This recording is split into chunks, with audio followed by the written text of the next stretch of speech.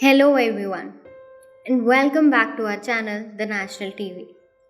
छत्तीसगढ़ के बीजापुर में सुरक्षा बलों पर हुए नक्सली हमले का मास्टरमाइंड माड़वी हिडमा इस समय चर्चा में है। बीजापुर और सुकमा जिले की सीमा पर स्थित तरमे के टेकलागुड़ा गांव में 3 अप्रैल को सुरक्षा बल और नक्सलियों के बीच हुए संघर्ष में माड़वी हिडमा ही माओवादियों को लीड कर रहा था। यह इलाका नक्सलियों का गढ़ है और यहाँ माओवादियों की बटालियन नंबर 1 का दबादब है।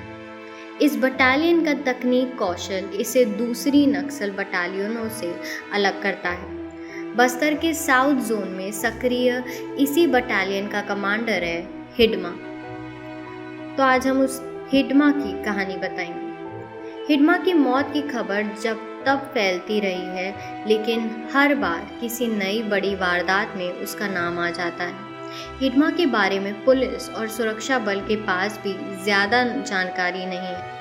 दैनिक भास्कर ने उसके बारे में जानने के लिए पूर्व नक्सल कमांडर बरताना से बहुत बातें की। बरताना 2000 में आत्मसमर्पण कर चुके थे।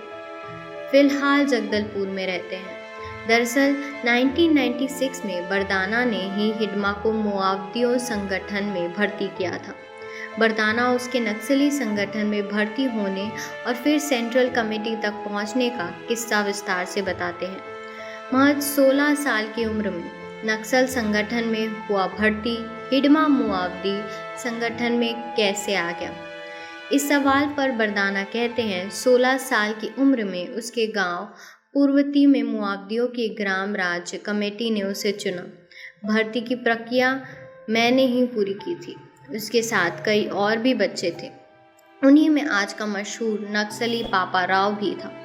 बच्चों के लिए माओवादियों में बलाल संगम नाम से एक संगठन होता था।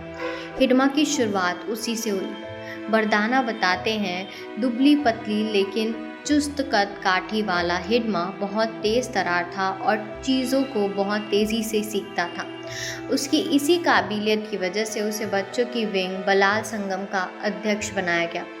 गोंड समाज से आने वाले हिडमा की शादी माओवादी संगठन में आने से पहले हो चुकी थी। उसका असली नाम मुझे ठीक से याद नहीं, लेकिन हिडमा नाम उसे संगठन ने दिया था। बस्तर में माड़वी हिडमा कई नामों से जानता है। हिडमा उर्फ संतोष, उर्फ इंदमूल, उर्फ पोडियाम, भीमा उर्फ मनीष।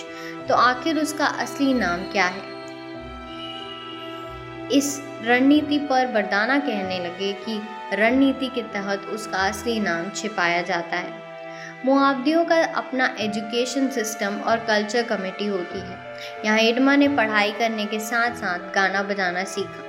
क्रांति गीत और कुछ खास तरह के वाद्य यंत्रों को बजाना सीखना माओवादियों के परीक्षण का हिस्सा होता है। बरदाना बताते हैं हिडमा जितना अच्छी तरीके से एम्बुश लगना सीख रहा था, उतना ही अच्छा वह वाद्य यंत्रों को बजाने में भी था। उसकी आवाज़ में भी दम है। उसकी तेज़ी का अंदाज़ा इसी बात से लगाया जा सकता है वो प्राथमिक उपचार की शिक्षा लेने में भी सबसे आगे था। ट्रेनिंग के बाद हिडमा की पहली पोस्टिंग महाराष्ट्र के गढ़चिरौली में की गई थी।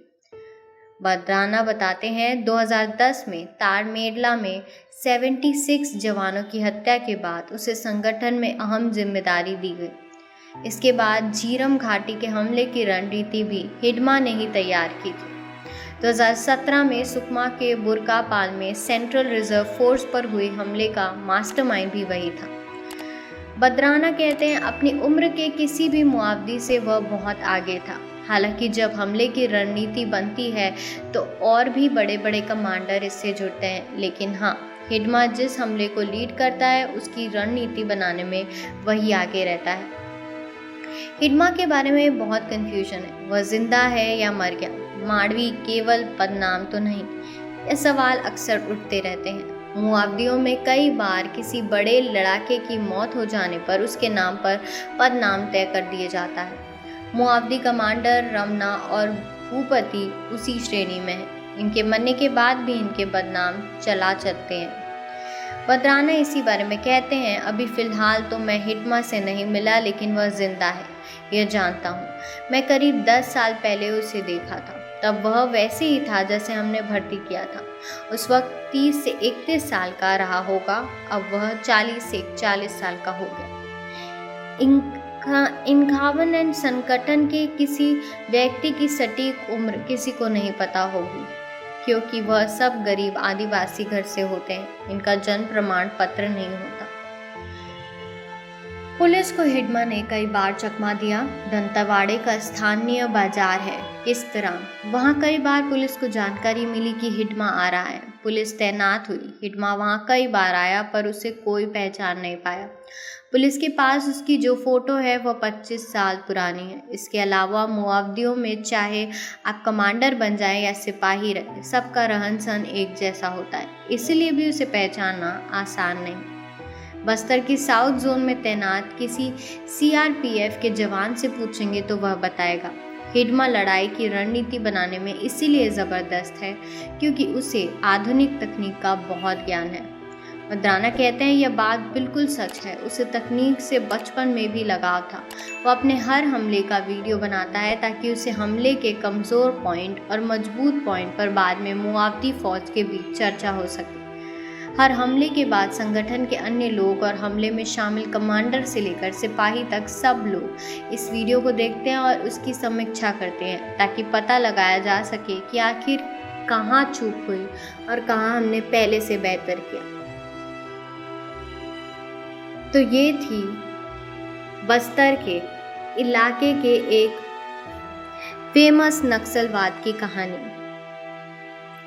ऐसे ही अपडेट्स और ऐसी ही न्यूज़ देखने के लिए सब्सक्राइब कीजिए हमारे channel the national TV and don't forget to like and comment to this video if you like it. Thank you so much for watching.